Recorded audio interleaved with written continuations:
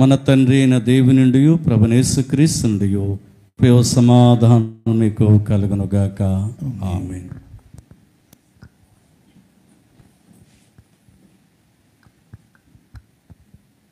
మొదటిగా మన ప్రభువును రక్షకుడునైన యేసుక్రీస్తు వారి అత్యంత శ్రేష్టమైన నామమునకు మొదటిగా కృతజ్ఞతలు చెల్లిస్తూ ఉన్నాను. దేవుడిచ్చిన ఇట్టి మంచి తరుణాన్ని బట్టి సంఘపక్షముగా వందనాలు ప్రభునకు సమర్పిస్తూ ఉన్నాను. అలాగనే ఆరాధనకు వచ్చినటువంటి అందరికీ ప్రభు పేరిట నా వందనాలండి. ఏప్రిల్ నెలలో ఈ మొదటి ఆదివారపు ఆరాధనలో ప్రభు బల్లను చేరేటువంటి ధన్యత ప్రభు మనకిచ్చారు. గత దినములన్నిటిలో ఎంతోమంది ఈ సన్నిధిని చూడలేకపోయినప్పటికీ మనమైతే ప్రభునందు సంతోషిస్తూ బల్ల యొద్దకు చేరుతూ ఉన్నాం. దేవుడిచ్చిన భాగ్యాన్ని బట్టి దేవుని స్తుతిస్తూ వచ్చిన సంఘమంతటికి ప్రభు పేరట మరొకసారి ఈ మండల కాలంలో లెంటిలోని 5వ ఆదివారపు శుభాలు తెలియచేస్తున్నాను. ఈ దినముకై ఏర్పరిచినటువంటి వాక్య పట్టణంలోని యోహాను సువార్త 8వ అధ్యాయము 51వ వచనము ఒకసారి చూద్దాం. ఒకడు నా మాట గైకొని ఎడల వాడెన్నడూను మరణము పొందడని మీతో నిశ్చయముగా చెప్పుచున్నానని ఉత్తరమిచ్చాను. తదుపరి హెబ్రీయులకు రాసిన పత్రిక 9వ అధ్యాయము, హెబ్రీయులకు రాసిన పత్రిక 9వ అధ్యాయము 15వ వచనము, ఈ హేతువు చేత మొదటి నిబంధన కాలంలో జరిగిన అపరాధముల నుండి విమోచనము కలుగుటకై ఆయన మరణము పొందినందున పిలువబడిన వారు నిత్యమైన స్వాస్థ్యమును గూర్చిన వాగ్దానమును పొందు నిమిత్తము ఆయన క్రొత్త నిబంధనకు మధ్యవర్తి అయి ఉన్నాడు. ప్రార్థన చేసుకుందాం. కృపగలిగిన తండ్రి, స్తోత్రములు. మమ్మను ప్రేమించి కృప చూపి ఉన్నతమైన సన్నిధానమును చేరి ఆరాధించే భాగ్యం ఇచ్చారు. వందనాలు చెల్లిస్తూ చదవబడిన లేఖనముల నుండి నీ పరిశుద్ధ సత్యములను, తలంపులను, ఆలోచనలను మా విశ్వాస జీవితానికి అవసరమైన వాటిని మీరు బోధిస్తూ ఉంటుండగా వాటిని గ్రహించగలిగిన మనస్సును, అనుసరించగలిగిన విశ్వాసమును మాకు దయచేయమని యేసు ప్రభునామమున ప్రార్థిస్తున్నాము తండ్రి. ఆమేన్. అందరికీ వందనాలండి. మరొకసారి గడవరి దినాలు చాలా భయంకరమైన స్థితిలో మరొకసారి ప్రభు సన్నిధిలో మనము చేరి ఉన్నాం. ఈరోజు చదవబడిన లేఖనాలను ధ్యానిస్తూ ఉన్నప్పుడు ఈ లెంటులోని 5వ ఆదివారము, ఈ లెంటులో వచ్చేటువంటి 7 వారాలు ఈస్టర్తో కలిపి మొదటి వారం మొదలుకొని ఈస్టర్ వరకు మనం 7 వారాలు ఆచరిస్తూ ఉంటాం. ఈ 5వ వారం యొక్క లాటిన్లో 7 వారాలకి కొన్ని పేర్లు ఉన్నాయి. ఈ 5వ వారంనకు జుడీకా సండే అన్నటువంటి పేరు ఈ లాటిన్ భాషలో ఉన్నది. జుడీకా సండే అని దీన్ని ఆచరిస్తూ ఉంటారు. మొదటి వారంకైతే ఇన్వో కేవిటా అనేటువంటి సండేగా దాన్ని ఆచరిస్తారు, అనగా ఆహ్వానించడము. మొదటి సండే ఇన్వో కేవిటా. రెండవది రెమ్నేసెరే అనేటువంటి ఆదివారముగా 2వ వారాన్ని, అంటే మమ్మను జ్ఞాపకం చేసుకో. మొదటిదేమో ఆయన్ని ఆహ్వానించడము, రెండవది రెమ్నేసెరే అనేటువంటి సండేగా లెంట్లో 2వ వారాన్ని సెలబ్రేట్ చేసుకుంటూ ఉంటారు. అంటే ఇవి ఎక్కువగా క్యాథలిక్స్లో అనుసరణలో ఉన్నాయి. కొన్ని ప్రొటెస్టెంట్ చర్చ్ల్లో కూడా అలాగనే సెలబ్రేట్ చేస్తూ ఉన్నారు. మూడవది ఒకలై అనేటువంటి పేరు 3వ ఆదివారానికి ఉంది. దానికి ఏంటంటే నేత్రములు చూచువాడు అనేటువంటి పేరు. 4వది చాలా ప్రాముఖ్యమైనది. మొదటి 3 వారాలు, చివరి 3 వారాలు. 4వ వారము దానికి ఉన్నటువంటి ఆ పేరు ఏంటంటే లెటారే, మిస్సా లెటారే అనేటువంటి పేరు, అనగా రిఫ్రెష్మెంట్ సండే అని కూడా అంటారు. పురాతన కాలం నుండి 40 దినాలు ఆచరిస్తూ ఉన్నప్పుడు సగం దినములు అయిన తర్వాత సంఘము కొద్దిగా సేదతీరుట కొరకు ఈ లిటరే అనేటువంటి రిఫ్రెష్మెంట్ సంఘానికి కొంత సంతోషకరంగా జరిగే ఆదివారం అని దానికి పేరు పెట్టడం చూస్తూ ఉంటాం. ఈరోజు జుడీకా అనేటువంటి సండే మనము చూస్తూ ఉన్నాం. తర్వాత పాల్మరమ, ఈ పామ్ సండే, తర్వాత ఈస్టర్ సండే. ఈ సండేకి ఇవ్వబడినటువంటి ఈ జుడీకా అనేటువంటి మాటకు అర్థం ఏంటంటే న్యాయాధిపతి లేదా నాకు న్యాయము తీర్చుము అనేటువంటి అర్థము. ఈరోజు ప్రారంభ గీతంలో కూడా ఉన్న అంశం అదే, దేవా మాకు న్యాయము తీర్చుము. దానిని 5వ వారముగా మనము అనగా జడ్జ్మెంట్, జడ్జ్మి, నన్ను తీర్పు తీర్చుము అనేటువంటి మాటను మనం ఆలోచన చేస్తున్నాం. దాన్ని అనుసరించి ఈరోజు చదవబడినటువంటి వాక్యాలను గమనించగలిగితే సువార్త లేఖనము అలాగే పత్రిక లేఖనంలో చాలా ప్రాముఖ్యమైనటువంటి మాటలు మనము గమనించగలుగుతా ఉన్నాం. అక్కడ ప్రభు ఒక మరణము గురించి మాట్లాడుతున్నారు. నా మాట విని వాటిని గైకొని వాడు ఎన్నడూను మరణము పొందడు. అలాగే పత్రిక లేఖనం వచ్చేసరికి ప్రభు తన సొంత మరణం గురించి మాట్లాడుతూ ఉన్నారు. లేదా ఆయన మరణించుట వలన మనము మరణము నుంచి తప్పించబడ్డాం. క్రీస్తు ప్రభు మరణించుట వలన ఆయనను విశ్వసించి ఆయన మాట గైకునేవాడు ఆ భౌతికమైన లేదా ఈ ఆధ్యాత్మికమైన మరణం నుండి మనము తప్పించబడ్డాం. ఈ 2 మరణాలను ఈ వాక్యాలు జ్ఞాపకం చేస్తూ ఉన్నాయి. ప్రత్యేకించి మార్టిన్ లూథర్ గారు ఈరోజు 2 నిబంధనల గురించి వ్రాయబడ్డాయి హెబ్రీ పత్రికలో, పాత నిబంధన, క్రొత్త నిబంధన. అంటే ఈ బైబిల్ అనుసరించి ఇవ్వబడినటువంటి పాత నిబంధన పుస్తకాలు, క్రొత్త నిబంధన పుస్తకాలు కాదు. అబ్రహాము మొదలుకొని దేవుడు తను ఏర్పరిచినటువంటి వారితో చేసినటువంటి నిబంధన పాత నిబంధనగా, మొదటి నిబంధనగా పిలువబడుతుంది. క్రీస్తులో ఇవ్వబడిన నిబంధన 2వ నిబంధనగా, క్రొత్త నిబంధనగా మనము అనుసరిస్తూ ఉన్నాం. మార్టిన్ లూథర్ ఈ 2 నిబంధనలను వ్యత్యాసాన్ని గమనిస్తూ ఆయన ఏమంటాడంటే, మొదటి నిబంధన దేనికి అంటే ఈ 2 ఆయన సంఘర్షణగా చూస్తాడు. 2 నిబంధనలు. మొదటి నిబంధన ఆయన ఏమంటాడంటే లా వర్సెస్ గాస్పల్, ధర్మశాస్త్రము ఒకవైపు, సువార్త ఒకవైపు. మొదటి నిబంధన అంతా ఆ ధర్మశాస్త్రము. అందుకని చాలా సంఘర్షణ రూపముగా మార్టిన్ లూథర్ దాన్ని స్టడీ చేస్తాడు, లా వర్సెస్ గాస్పల్. 2వది ఆయన అధ్యయనం ఏమంటాడంటే ఈ పాత నిబంధనకి క్రొత్త నిబంధనకి వర్క్స్ వర్సెస్ గ్రేస్, క్రియలు ఒకవైపు, కృప ఒకవైపు. ధర్మశాస్త్రము సువార్త అని మనము చెబుతా ఉన్నప్పుడు ధర్మశాస్త్రము వేటిని ప్రమోట్ చేస్తుంది? క్రియలను ప్రమోట్ చేస్తుంది.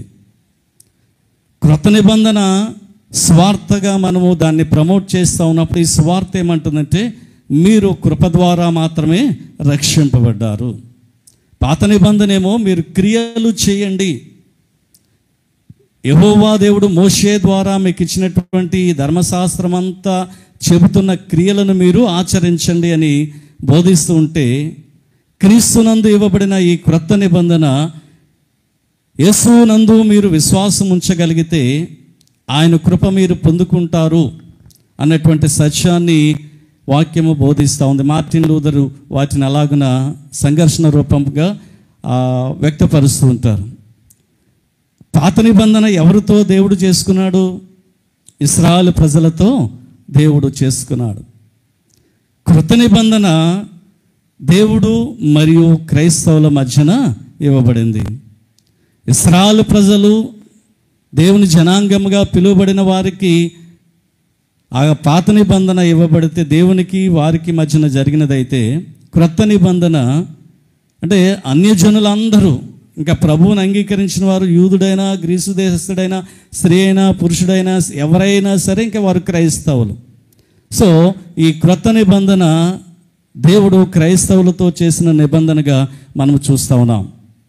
ఈరోజు హెబ్రీ పత్రిక చూస్తే దానిలో మనకు కనబడుతున్నటువంటి, ఎప్పుడైతే ఈ 2 నిబంధనల గురించి మాట్లాడుతున్నామో ఆ నిబంధనలు నెరవేర్చుటలో ప్రముఖమైనటువంటి పాత్ర ఎవరిదంటే యాజకునిది.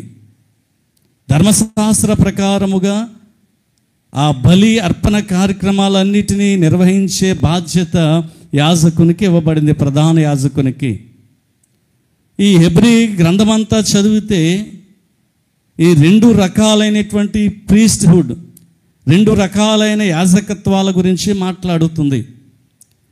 మొదటి యాజకత్వము ధర్మశాస్త్ర ప్రకారంగా మెటీరియలిస్టిక్, అది భౌతికమైన యాజకత్వము, అహరోను వంశస్థులు నిర్వహించేది. రెండవది స్పిరిచువల్ ప్రీస్ట్హుడ్, ఇది ఆధ్యాత్మికమైనటువంటి యాజకత్వము. ఈ యాజకత్వము ఎవరు నిర్వహించారు అంటే మన ప్రభు అయిన యేసుక్రీస్తు.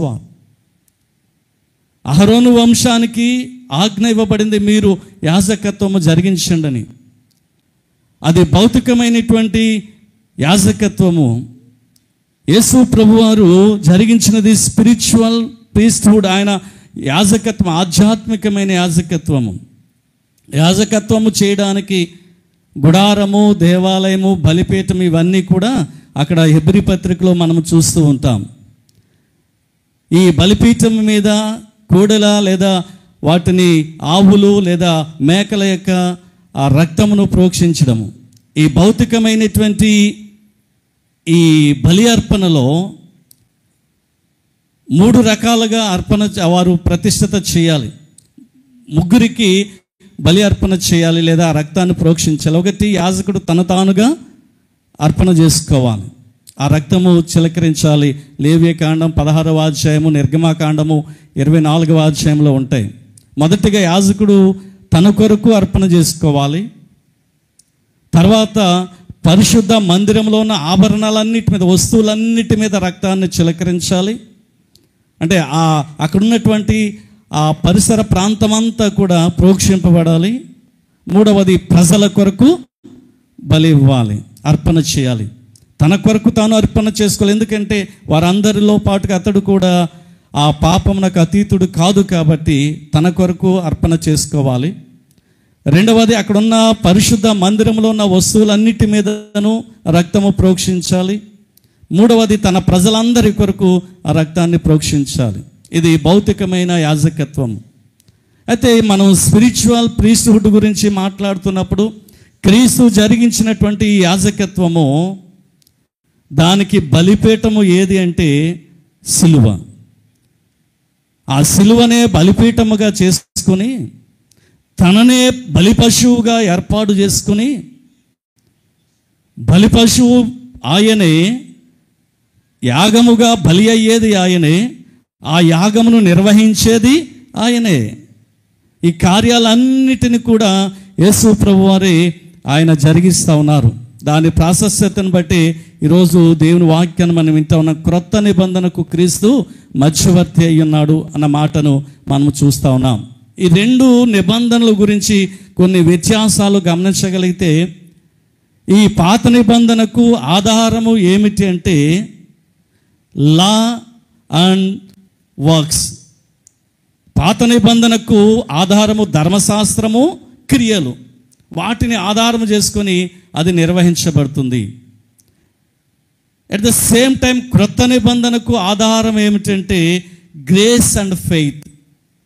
క్రొత్త నిబంధన వేటిని ఆధారం చేసుకొని ముందుకు వెళ్తుందంటే దేవుడిచ్చే కృప. ఆ కృపను విశ్వసించి లేదా యేసు ప్రభుని విశ్వసించడం ద్వారా మనం ముందుకు వెళ్తాం. ఇక్కడ ధర్మశాస్త్రము, దాని క్రియలు. మరొక వైపున దేవుని యొక్క కృప, అలాగనే ఆయన యందలి విశ్వాసము. మరొక మాట మనం ఆలోచన చేస్తే, పాత నిబంధనకు మీడియేటర్ ఎవరండి? మోషే. పాత నిబంధనకు మోషేను మీడియేటర్గా ఏర్పాటు చేసుకుంటే, ఇప్పుడు క్రొత్త నిబంధనకు మధ్యవర్తి మన ప్రభువారు. అలాగనే రిలేషన్షిప్, సంబంధాల విషయంలో చూస్తే పాత నిబంధన ఎలాంటి రిలేషన్షిప్ కోరుకుంటా ఉంది, లేదా ఎలాగున పాత నిబంధనలోనికి వారు ప్రవేశిస్తారు అంటే,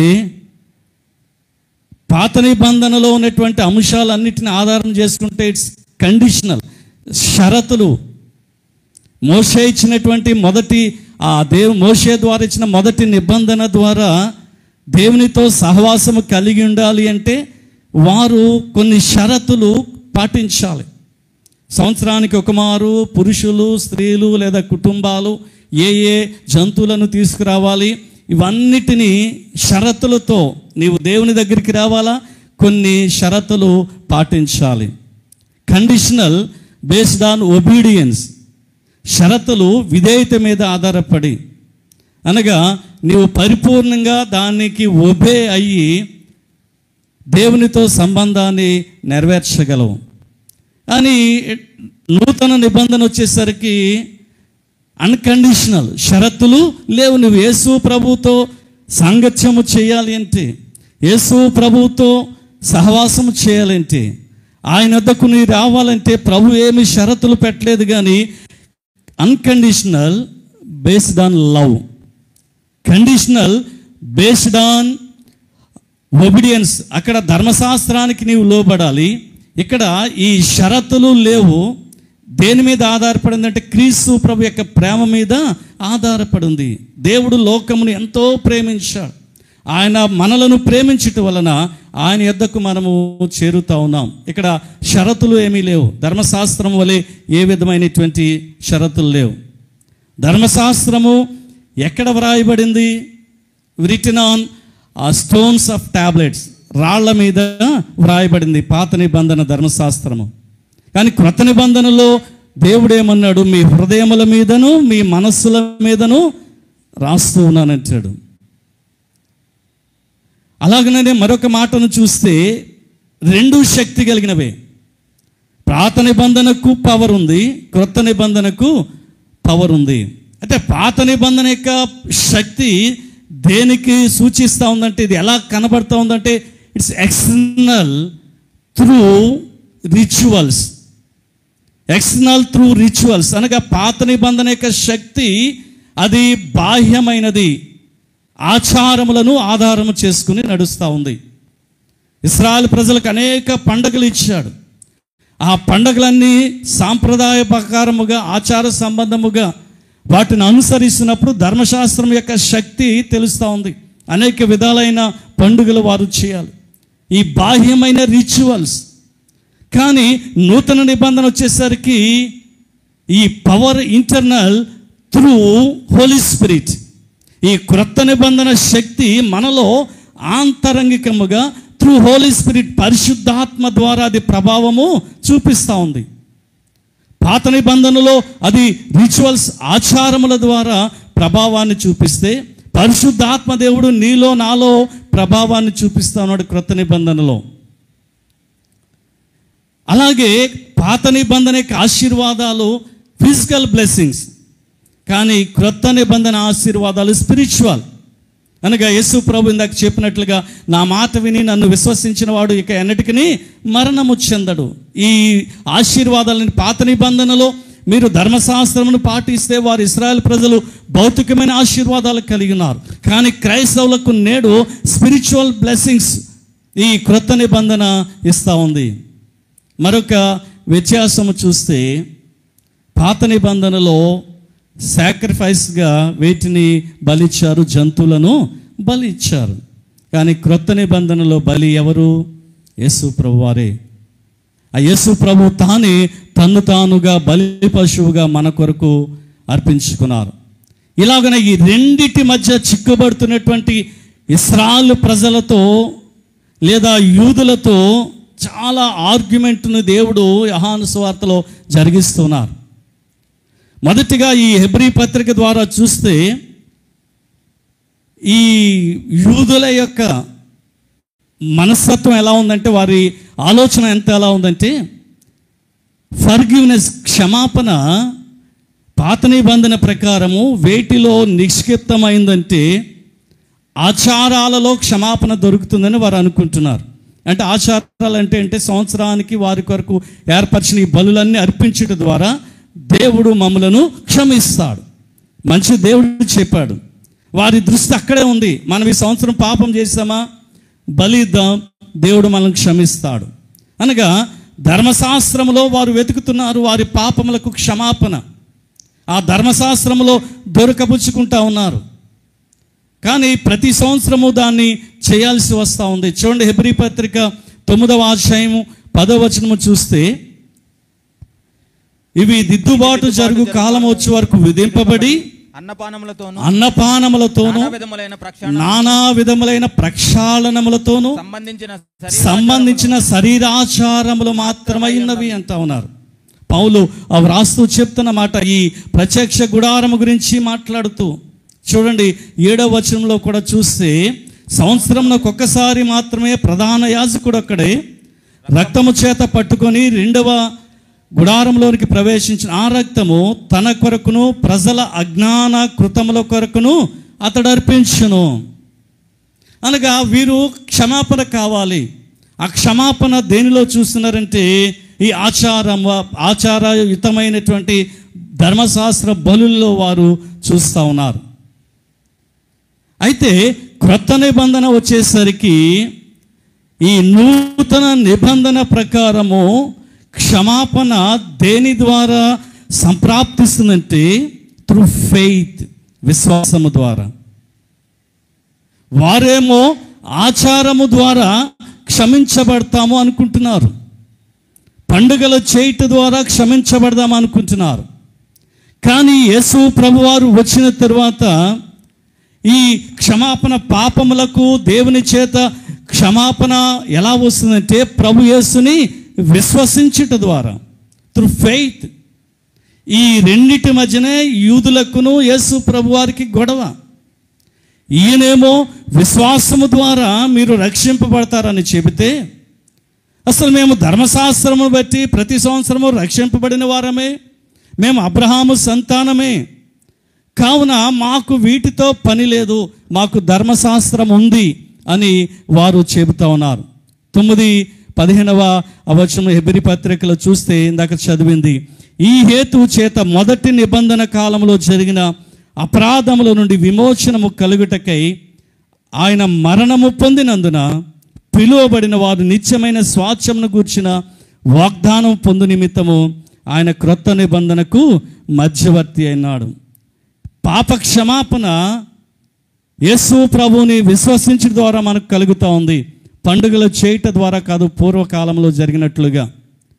అనగా నీ పాపముల కొరకు, నా పాపముల కొరకు ఆయన ఈ లోకమునకు వచ్చి ఆయన బలి అయ్యాడు అన్నటువంటి విషయాన్ని ఎవరు ఒప్పుకుంటారో, ఎవరు విశ్వసిస్తారో వారికి క్షమాపణ దొరుకుతూ ఉంది అన్న మాటను ఈ బలియాగము ద్వారా మనము చూస్తే 3 విషయాలు ఈ 15వ వచనంలో ఉన్నాయి. ఒకటి, మన పాపాలకు పరిహారము దేవుడు ఇస్తా ఉన్నాడు క్రీస్తు ద్వారా, క్రీస్తు బలిగా అర్పించడం ద్వారా. రెమిజన్, మన పాపములకు పరిహారము ఆయనే అనుభవిస్తూ ఉన్నాడు, మనము చెల్లించాలి. కానీ ఆ పరిహారాన్ని ఎవరు కట్టారు? ప్రభువారు. అందుకనే భక్తులు అన్నాడు, మీరు విలువ పెట్టి కొనబడిన వారు. పరిహారము చెల్లించబడింది ఈ క్రొత్త నిబంధనలో. రెండవది, శుద్ధీకరణ కావించబడింది, శాంటిఫికేషన్, రెమిజన్, శాంటిఫికేషన్. మనందరము కూడా ఈ రోజున పరిశుద్ధత కలిగి జీవిస్తూ ఉన్నామని చెప్పుకొనటానికి ఆధారం ఏమిటంటే, అలనాడు 2020 సంవత్సరాలకు పూర్వము క్రీస్తు ప్రభు చేసిన బలియాగము, ఆ శాంటిఫికేషన్, శుద్ధీకరణ. ఆయన అంటా ఉన్నాడు కదా, నిర్జీవ క్రియలను విడిచి జీవము గల దేవుని సేవించుటకు మీ మనసాక్షిని ఎంతో ఎక్కువగా శుద్ధి చేయను. Much more. పాత నిబంధన కొంతవరకు బాహ్య సంబంధమైన నియమాన్ని ఇస్తే, పాత నిబంధన బాహ్య సంబంధమైన జీవితాన్ని క్రమపరిస్తే, ఈ క్రొత్త నిబంధన నీ జీవితంలో ఉన్న బాహ్యమైనది, ఆంతరంగికమైనది అన్నిటినీ శుద్ధి చేసేది, మరి ఎంతో ఎక్కువగా శుద్ధి చేస్తాం. అనగా దాని విశిష్టతను మనము గమనించాలి. 10వ అధ్యాయము 10వ వచనము చూస్తే, హెబ్రీ పత్రికలో చూస్తే, యేసుక్రీస్తు యొక్క శరీరము ఒక్కసారే అర్పింపబడుట చేత ఆ చిత్తమును బట్టి మనము పరిశుద్ధ పరచబడి ఉన్నామంటాడు. మనము యేసు ప్రభు ఒక్కసారి అర్పించబడట ద్వారా మనము శుద్ధి చేయబడ్డాము, మన కొరకు పరిహారం చెల్లించబడింది, మనము కడగబడ్డాము. మూడవది చూస్తే అబ్సల్యూషన్, విమోచింపబడిన వారమని ప్రకటింపబడ్డాం. ఆ వచనములో మొదటి నిబంధన కాలంలో జరిగిన అపరాధముల నుండి విమోచనము కలుగుటకై, అనగా మనకు పాప విమోచన కలిగింది ఈ క్రొత్త నిబంధన ద్వారా. పరిహారము చెల్లించబడిన వారముగా, శుద్ధీకరింపబడిన వారముగా, మూడవది విమోచింపబడిన వారముగా మనము ప్రభు యొక్క కృపాసనం యొద్దకు చేరిన వారముగా ఉంటూ ఉన్నాం. ఈ మాటలు చెబుతూ ఉన్నప్పుడే ఈ యూదులకును లేదా శాస్త్రులు, పరిసయ్యులు వీరందరికీ యేసు ప్రభుతో పెద్ద కాన్ఫరంటేషన్ జరిగింది, సంవాదము. యోహాను సువార్త 8వ అధ్యాయంలో మాటలన్నీ కూడా అలాగనే ఉన్నాయి. యేసు ప్రభువారేమో పాప క్షమాపణ విశ్వాసము ద్వారా, అనగా తండ్రి పంపించిన నన్ను విశ్వసించడం ద్వారా మీరు చనిపోరని చెబుతూ ఉంటే, వీరు తమకి క్షమాపణ ధర్మశాస్త్రంలో ఉంది, ఆచారంలో ఉందని చూసినటువంటి వీరు ప్రభువుతో బాగా వాదము చేస్తూ ఉన్నారు. చాలా సంగతులు చెప్పారు. అబ్రహాము కూడా సంతోషిస్తున్నారంటే, ఏంటి నీకు 50 సంవత్సరాలు కూడా లేవు, అబ్రహాము కంటే ముందున్నావా అని అడిగారు. ఈ దృష్టి అంతా కూడా, ఈ యూదుల యొక్క దృష్టి అంతా కూడా అబ్రహాముని ఫిజికల్గా లేదా బ్లడ్ రిలేషన్గా వారు ఆపాదించుకుంటున్నారు. అబ్రహాము మా రక్త సంబంధి. వీరి యొక్క దృష్టి ఎప్పుడు కూడా కుటుంబపరమైన సంబంధ బాంధవ్యాలను వారు అనుసరిస్తున్నారు. అబ్రహాము మా తాత, తర్వాత ఇస్సాకు, యాకోబులు వీరందరూ, అనగా ఒక బ్లడ్ రిలేషన్ మీదే వీరి దృష్టి ఉంటుంది. కానీ యేసు ప్రభు వచ్చిన తర్వాత మీరు అబ్రహాము సంతానం అయితే ఉండొచ్చు, కానీ దేవుని యొక్క యేసు ప్రభు యొక్క దృక్కోణం ఎలాగ ఉంటుందంటే, అబ్రహామునకు దేవుడిచ్చిన వాగ్దానం బట్టి రిలేషన్ కలుపుతున్నాడు ఆయన. వీళ్ళు ఏంటంటే అబ్రహాం మా తాత అని సంబంధాన్ని కలుపుకుంటే, నో నేను మీ ఫిజికల్ బ్లడ్ రిలేషన్ కాదు నేను చూసేది, అబ్రహాముకు దేవుడిచ్చిన వాగ్దానము ద్వారా మీరు ఆయన కుమారులు అయి ఉన్నారో కాదో చూడండి అంటున్నాడు. అబ్రహాము విశ్వసిస్తే, అబ్రహాము నమ్మితే ఆయనకు మీరు సంతానం అయి ఉంటారు. కేవలము శరీర సంబంధమైన బాంధవ్యాలను బట్టి నేను మిమ్మల్ని అబ్రహాము సంతానమని చెప్పలేను అంటున్నారు. అందుకనే వారికి కోపం వస్తూ ఉంది. వీళ్ళ దృష్టి ఏంటంటే, మోషే మాకు మధ్యవర్తి అంటారు, మోసే విశ్వసించిన రీతిగా వీళ్ళు ఉండరు. అబ్రహాము మాకు పితరుడు అంటారు, ఆ పితరుడు ఏం చేశాడో దానిని పరిగణలోకి తీసుకోరు. ఏం చేశాడు వీరి పితరుడైన అబ్రహాము? దేవుడు రమ్మని చెప్తే లేచి వచ్చాడు. అయ్యా వెళ్ళి నీ కుమారుణ్ణి బలి ఇమ్మంటే మారు మాట్లాడకుండగా ఆయన బలి ఇచ్చాడు. కానీ వీరు అనేక రకాల, క్రీస్తు ప్రభు ఇదిగో నేను తండ్రి ద్వారా పంపబడ్డాను అంటే వీరు అంటున్నారు నీవు అపవాదివి, అపవాది సంబంధివి అంటున్నారు. మరొక మాట మనము చూడగలిగితే, అబ్రహాము తన కుమారుణ్ణి బలిగా ఇవ్వటానికి మోరియా పర్వతం మీదకి వెళ్తూ ఉన్నప్పుడు ఇస్సాకు అడుగుతాడు, నాయన బలి పశువు ఏదంటే, అబ్రహాము అంతకుముందు పనివారితో ఏమంటాడు తెలుసా, మీరు ఇక్కడ ఉండండి మేము తిరిగి వస్తాము అన్నాడు. అంటే ఎంత విశ్వాసం, నేను ఒక్కడనే వస్తాను అనలేదు, మీరు ఉండండి మేము వస్తాం. ఇస్సాకు అడుగుతాడు, అడిగితే దేవుడే చూసుకుంటాడు. నిజమే, అబ్రహాముకి ఆ పొదలో చిక్కబడిన గొర్రె పిల్ల కనబడింది. మీ ఎదుట ఉన్న ఈ గొర్రె పిల్లను మీరు చూడలేకపోతున్నారు. ప్రభు బాధ అదే. మీ పితరుడైన అబ్రహాము ఇదిగో తన కుమారుణ్ణి బలి ఇవ్వటానికి ఆ పర్వతం మీదకి వెళ్ళినప్పుడు, అతడు విశ్వాసంతో చూచినప్పుడు ఆ గొర్రె పిల్ల అక్కడ కనబడింది. దాన్ని చూచాడు ఆయన, దాన్ని విశ్వసించాడు. కానీ మీ ఎదుటికి పంపబడినటువంటి ఈ గొర్రె పిల్లను, అందుకని యోహాను ఏమన్నాడు మొదటి అధ్యాయంలో, ఇదిగో అతడు లోక పాపములను మోసుకొని పోవచ్చున్న దేవుని గొర్రె పిల్ల. వారు ప్రకటించినా కానీ ఇంకా ఏమంటున్నారంటే నీవు కాదు.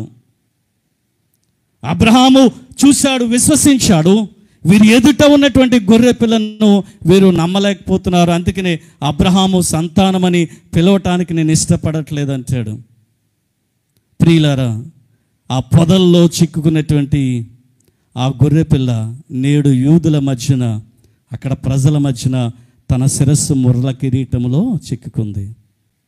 ఆ పొదల్లో ఆ కొమ్ములకు తగులుకున్నటువంటి ఆ పొదలో ఉన్న గొర్రె పిల్ల నేడు యూదుల మధ్యలో వారు పెట్టినటువంటి ఆ ముండ్ల కిరీటానికి చిక్కుకున్నది. వారి యొక్క అవిధేయత అలాగున వస్తూ ఉంది. ప్రియమైనటువంటి వారులారా, మనం ఆలోచన చేయాలి. దేవుని యొక్క సన్నిధానంలో చూస్తే వారు ఏమంటున్నారంటే, ఎప్పుడైతే యోహాను సువార్త 8వ అధ్యాయము 57వ వచనం చూస్తే, అందుకు యూదులు నీకు ఇంకా 55 సంవత్సరములు అయినా లేవే, నీవు అబ్రహామును చూచితవని ఆయనతో చెప్పగా, యేసు అబ్రహాము పుట్టక మునిపే నేను ఉన్నానని మీతో నిశ్చయముగా చెప్పుచున్నాను. కాబట్టి వారు ఆయన మీద రువ్వుటకు రాళ్ళు ఎత్తురు గాని యేసు దాగి దేవాలయంలో నుండి బయటకు వెళ్ళిపోయాను. రువ్వుటకు రాళ్ళు ఎత్తెను. ఎంత అంటే యేసు ప్రభుని గూర్చి బాప్తిస్మిచ్చి యోహాను ఒక మాట సాక్ష్యం ఇస్తాడు. మత్తయి సువార్త 3వ అధ్యాయము. ఎవరైతే రాళ్ళు ఎత్తారో ఆ రాళ్ళు ఎత్తే జనాంగం గురించి 3వ అధ్యాయము 8-9 వచనాలు చూస్తే, అబ్రహాము మాకు తండ్రి అని మీలో మీరు చెప్పుకొన తలంచవద్దు, దేవుడు ఈ రాళ్ల వలన మీకు అబ్రహామునకు పిల్లలను పుట్టింపగలడు. దేవుడు ఈ రాళ్ల వలన అబ్రహామునకు పిల్లలను పుట్టింపగలడు. కానీ ఈ ప్రజలు ఆ రాళ్లను దేవుని కుమారుని మీదకి రువ్వటానికి సిద్ధపడ్డారు.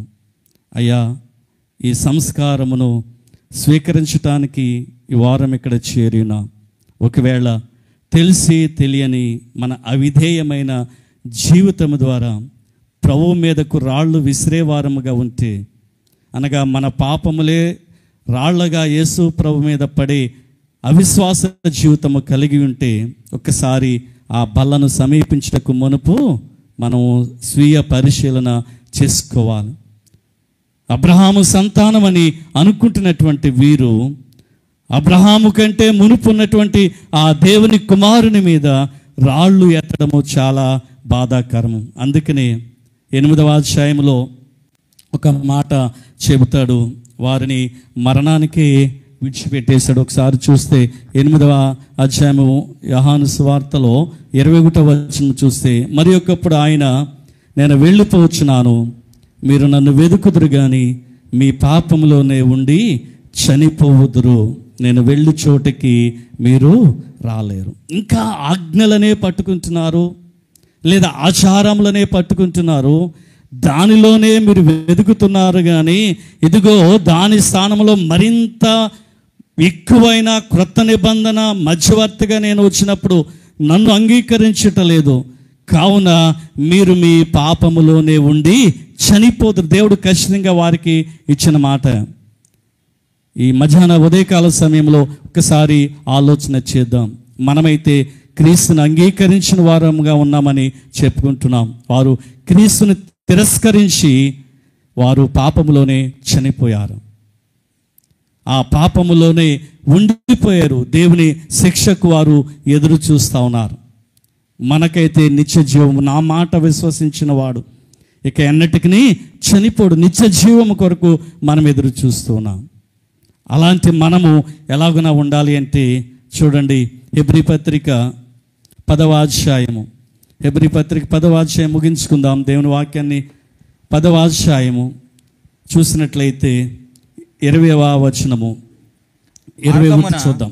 20 నుంచి చదువు. సహోదరులారా, యేసు మన కొరకు ప్రతిష్ఠించిన మార్గమున అనగా నూతనమైనది జీవము గలదియు ఆయన శరీరమును తెర ద్వారా ఏర్పరచబడిన మార్గమున ఆయన రక్తము వలన పరిశుద్ధ స్థలమునందు ప్రవేశించుటకు మనకు ధైర్యము కలిగి ఉన్నది గనుక దేవుని ఇంటి పైన మనకు గొప్ప యాజకుడు ఉన్నాడు. గనుక మనం ఏం చేయాలంటే, కల్మషము తోచకుండానట్లు ప్రోక్షింపబడిన హృదయము గలవారమై, నిర్మలమైన ఉదక స్నానము చేసిన శరీరము గలవారమై, విశ్వాస విషయములో సంపూర్ణత నిశ్చయత కలిగి యథార్థమైన హృదయముతో మనము దేవుని సన్నిధానమునకు చేరాలి అన్నటువంటి మాటను పౌలు జ్ఞాపకం చేస్తున్నాడు.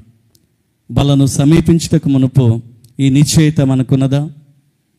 ఈ నిశ్చయితలోనే దాన్ని మనము స్వీకరిస్తున్నామా? తన ప్రజలు తిరస్కరించారు. మనం విశ్వసించడం వలన దాన్ని స్వీకరిస్తున్నాం. స్వీకరించక మునుపు కొన్ని బలహీనతలు ఏవైనా ఉన్నట్లయితే వాటి కొరకు దేవుని యొద్ద మనము క్షమాపణ అడిగి వాటిని క్షమింప చేసుకుని ముందుకు వెళ్ళాలి. సత్యము అంటే యూదుల ఎదుట యేసు ప్రభు వారు సత్యము బోధించినప్పుడు సత్యము 2 పనులను చేస్తుందంటండి. ఎప్పుడైతే ఒక వ్యక్తి సత్యాన్ని బోధిస్తాడో సత్యము శత్రుత్వాన్ని కలుగు చేస్తుంది. మనం ఉన్నది చెప్పామనుకోండి, అనేకులకు శత్రువులము అవుతాం. సత్యము శత్రుత్వాన్ని కలుగు చేస్తుంది. నిజమే, యూదుల విషయంలో సత్యము బోధించినప్పుడు యేసు ప్రభువును వారు ద్వేషించారు. రెండవది, సత్యము మార్చి దేవుని యొద్దకు తీసుకొస్తుంది, మార్పిడిని అనుమతిస్తుంది. Truth converts. సత్యము అనేకులను మారుస్తుంది.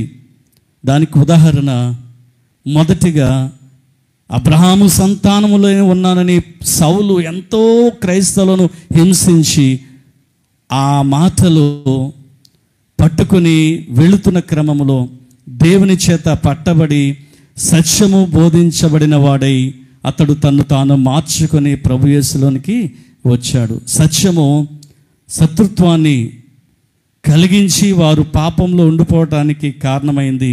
ఆ సత్యమే అనేకులకు ప్రకటిస్తే వారు మార్చుకొని ప్రభు యొద్దకు వచ్చారు. దేవుని మాటలు కొందరికి తీయగా ఉంటాయి, కొందరికి చేదుగా ఉంటాయి. దేవుని మాటలు ఎవరికి తీయగా ఉంటాయి? విశ్వాసులకు అవి మధురంగా ఉంటాయి.